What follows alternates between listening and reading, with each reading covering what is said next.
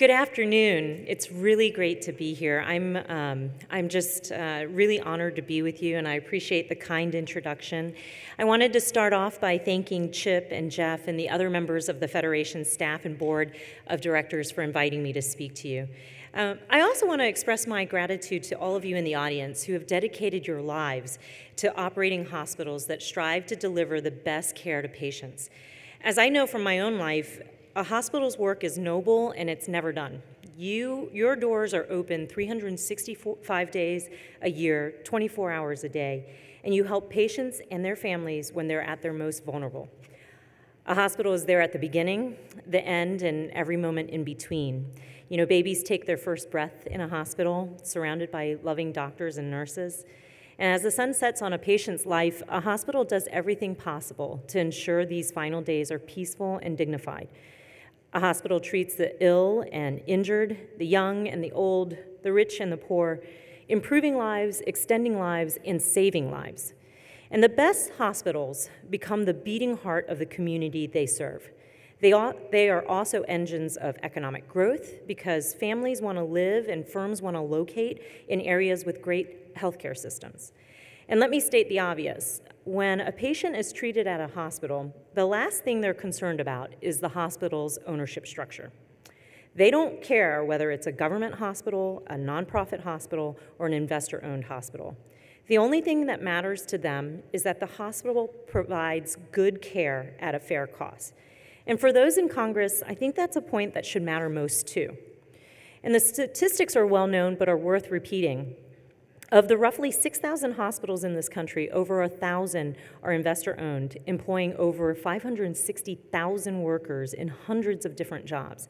And in Florida, my home state, there are nearly 120 investor-owned hospitals, employing almost 85,000 people, more than any other state except for Texas. And I'm proud to represent 4 investor-owned hospitals in my Central Florida district, an HCA hospital in Sanford, an Encompass Health Hospital in Altamont Springs, and 2 UHS hospitals in Maitland and Orlando. I'm grateful to the healthcare professionals at these facilities for their service to our community and to my constituents. And this weekend, I got a chance to see an investor-owned hospital make a significant impact in a rural area. So I am so committed to bipartisanship that I did a congressional district exchange with Representative Jack Bergman. He represents the Upper Peninsula of Michigan. And for a Florida girl, when I was there, it was -20. So that was how much I am dedicated to bipartisanship. But the other great thing that came out of my surviving that trip was that I got to see the perspective of a member who represents a rural area. And I was in Marquette, Michigan, which is the population center of the Upper Peninsula. And I got to meet with the mayor, and he is incredibly proud of the LifePoint Hospital that is in his community. And here's an interesting statistic which I think underscores what all the things I said about your members. There are 3 top employers in this community, and the hospital is the only one that pays taxes.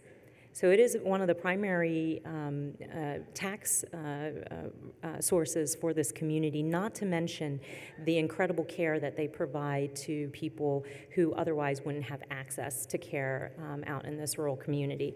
So I got to see for myself the impact that you have, not just in suburban urban communities like the one I represent, but also in communities like my colleague Jack Bergman's up in the Upper Peninsula. And so now with your indulgence, and you know you can't invite a politician and not expect them to talk about themselves. With your indulgence, I'd like to tell you a little bit about my background and how the heck I got here. It's been quite a journey. And I know you,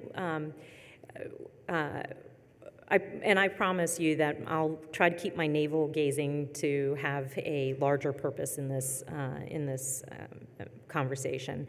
I think hearing my story will help you understand my approach to policymaking generally and to healthcare specifically.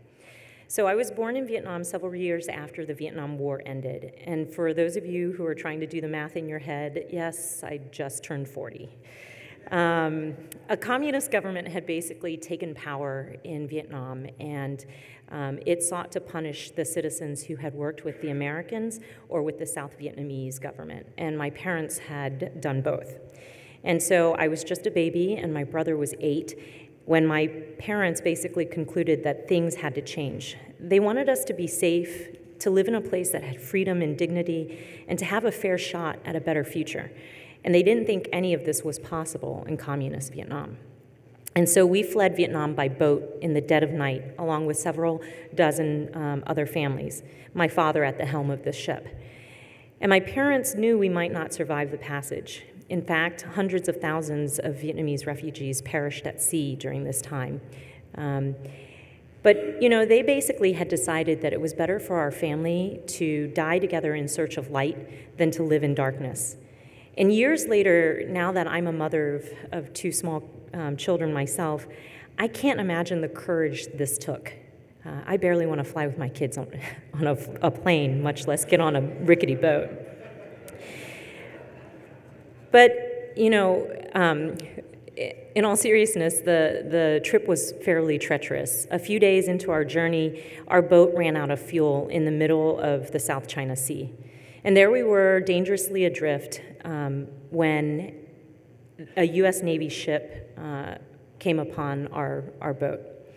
And it was this ship and the sailors who had been trained for war, but decided to extend grace on desperate strangers. This was an impactful moment for me because this is the moment, my first interaction with what makes America great. And it's that unique combination of power and generosity. They gave us food, fuel, and water, and that gave us just enough supplies to make it to a Malaysian refugee camp. And from there, we spent several months in the refugee camp, and again, my family became a beneficiary of American kindness. President Carter, in face of significant public skepticism about immigrants, he made a politically courageous decision to increase the number of refugees from Southeast Asia that the United States would accept. And this policy change basically set the stage for a Lutheran church in Virginia to sponsor my family's passage to the United States.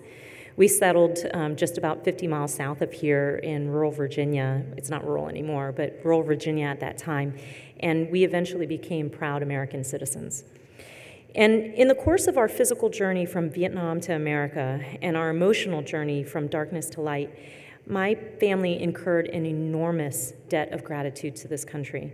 And when I look back at my life, it's clear that many of the choices I made were part of an effort to chisel away at this debt, knowing that I don't know that I'll ever do enough to repay it. And it's the reason why after 9/11, I left my job in a private sector and went to graduate school and joined the Department of Defense as a civilian employee. When I saw the country that had rescued my family come under attack, I reacted in a very raw and emotional way. I realized, probably more instinctively than intellectually, that I had to do something, anything, to help this country that had given me so much. And so ultimately, I spent 4 years as a national security specialist working under 2 secretaries of defense who happened to both be Republicans. It was one of the most fulfilling periods of my life. I served alongside men and women in uniform, much like the ones that had rescued my family so many years before. And in the Department of Defense, we just put our heads down and focused on the mission and got the work done. We never asked each other, hey, are you a Democrat or are you a Republican? We just focused on keeping this country safe. And so about a decade later, in 2016, under a different set of circumstances, I again heard the call to public service, to serve the country that had saved my life. By this point, I had moved to Orlando, had gone back to working in the private sector, and was quite happily doing so. I had 2 small children and something resembling a normal life. But in June of that year, a disturbed, hate-filled man walked into the Pulse nightclub in my community, and he gunned down 49 innocent people who had gathered to dance and have fun with their friends. And the incident really just took the air out of me. And I really felt that and I had been listening to the 2016 election, and the rhetoric didn't comport with the America I knew, the values of the country I loved. And on top of that, the member of Congress representing the district took a check from the NRA and 2 days after the shooting, and was clear that he wasn't planning on doing anything to address gun violence in this country. And so it made me really angry. This is the best system of government in the world. And I felt that if you wanted to change Washington, you had to change the kinds of people you sent there. And it really, this was a moment for me that made me do what some people call brave and others say was crazy. I launched a long shot 4-month campaign to unseat a 24-year incumbent. And I had never run for public office before. I'd never really run for office at all, not even student government. But yeah, it was a little out there. But I was so determined to change the narrative in this country and to really give back, make my community safer. And so after a very, very short, I don't recommend it, very short campaign, I won, and I became the first Vietnamese American woman in history elected to Congress.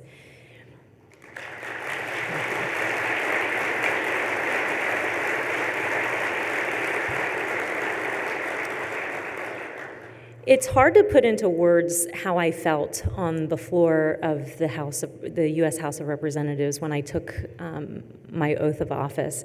I was standing there with my, at that time, 5-year-old son, and he's holding the American flag that I had received when I became a naturalized citizen. And I thought about the sacrifices my parents had made, and I thought about the improbable journey that had brought me to that point and place in time. And it's really a journey that would have been impossible in any other country. So that brings me back to present day, where now I've begun my second term in Congress. And as you can imagine, my approach to this job has been shaped by the life experiences I just described. For instance, I know it sounds cliche, but because of my past, I really see myself as a patriot, not as a politician or a partisan warrior. This nation has done so much for me that it's hard for me to think about it divided between red America and blue America.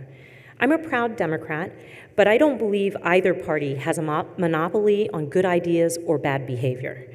And I'm worried about the high degree of polarization in this country. And I'm determined not to conduct myself in a way that makes the division any worse. You won't see me demonize my Republican colleagues or question their personal motives or refer to them as the enemy. They're my fellow Americans, not my adversary. And while I may disagree with them on some principles and policies, I will always look to find common ground where possible. My party affiliation matters to me, but my country, my constituents, and my conscience matter more. Another way my past has influenced my present is that I've tried to bring that mission-first philosophy that I learned at the Department of Defense to my work in Congress. You know, the role of a member of Congress is multifaceted. We file bills to change laws or write new laws. We provide oversight and guidance to the executive branch. We help constituents navigate the federal bureaucracy. And we use our platform to raise public awareness about issues that may not be getting the attention they deserve. And on the legislative front, my primary mission has always been to get good bills over the finish line. Because good bills are the only kinds of bills that it can make people's lives better if they become law. And that means the bill has to get through the House, democratically held House, and through the Republican-held Senate, and to be signed by the Republican president. You know, people say all the time that politics is the art of the possible. And in a federal government where power is divided between the parties, nothing is possible unless it has bipartisan support. So whether they are Republicans or Democrats, members of Congress who insist on purity will make no progress. And from my perspective, making progress, even if it's incremental, is the entire point of public service. And I think my commitment to bipartisanship and my focus on getting things done has enabled me to be very effective during my first term in the House, even though Democrats were in the minority. But I don't intend to change this approach during my second term now that the House Democrats are in the majority, not least because the Republicans still control the Senate and the White House. And as was mentioned, I've been appointed to the Ways and Means Committee, which has jurisdiction over Medicare and health care policies. That's one of the main reasons I wanted to serve on the committee. When I talk to my constituents, they are very emotional when they talk about health care. They talk about the challenge of finding affordable, high-quality health care, whether it's hospital care, physician care, or prescription drugs. And I think the Ways and Means Committee gives me a powerful platform to make their lives better. I want to use this platform to further strengthen our healthcare system, not to dismantle or demolish what we've already built. And I'm so excited to do a deep dive into our complex healthcare system, and I intend to start by listening and learning from stakeholders like yourselves, folks who have earned their expertise through a lifetime of experience. As my colleagues and staff can attest, I'm something of a fanatic about being fact-based policymaker. I've seen the damage that can be caused when well-meaning government officials propose or enact policies that are not grounded in a deep understanding of the field they seek to regulate. What happens is a lot of unintended consequences. While I can't promise that I will always agree with the Federation on every policy proposal, I can promise that you will always have a full and fair opportunity to make your case to my office, and that your position will inform my decision. In addition to serving on the Ways and Means Committee, I also lead the Blue Dog Coalition, which is a group of 27 Democrats who represent red or purple districts and who pride ourselves on being pragmatic and bipartisan. One of my fellow Blue Dogs recently wrote an op-ed in which he said it takes a steel spine to be a moderate lawmaker in today's political climate. I think I'd also add that it takes the skin of a rhinoceros. If you were to peruse the comment section of my Twitter or Facebook feed, which I don't recommend you do, you may see me be referred to as a socialist or a Pelosi puppet by the far right, and referred to as a disloyal Democrat by the far left. And as I like to say, if you're going to drive down the middle of the street, you should expect to be hit from the left and the right. And, you know, I always kind of scratch my head a little bit at the socialist accusation. Since my family fled a socialist country, I'm well-versed in socialism's flaws. And I can assure you I'm a capitalist, just one who believes there is more we can do to make capitalism work better for all Americans. And on a note about socialism and healthcare, after my parents resettled in the United States, they went to work multiple jobs just to make ends meet here for their family in the United States. But they also put aside money every year so that at the holidays, we could pack a box and ship it to our family who remained in Vietnam. And in that box, I'll never forget, would be bolts of fabric because they had to sew their own clothes. And it would be the big Costco jars of ibuprofen and aspirin, and it would be medical supplies, and it would include soap.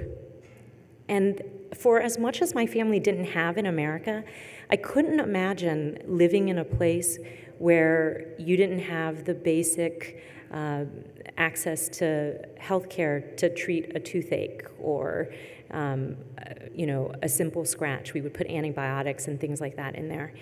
And that made a significant impact on me because socialism, a socialist healthcare system, had resulted in shortages in this country, in Vietnam. And, you know, that's something that I think about when I hear all of these charges and the conversation that we're having in this country today. Anyways, my final point is this. I never let a little criticism on social media obscure what I regard as a fundamental truth, which is that the vast majority of Americans are tired of partisan games and gridlock.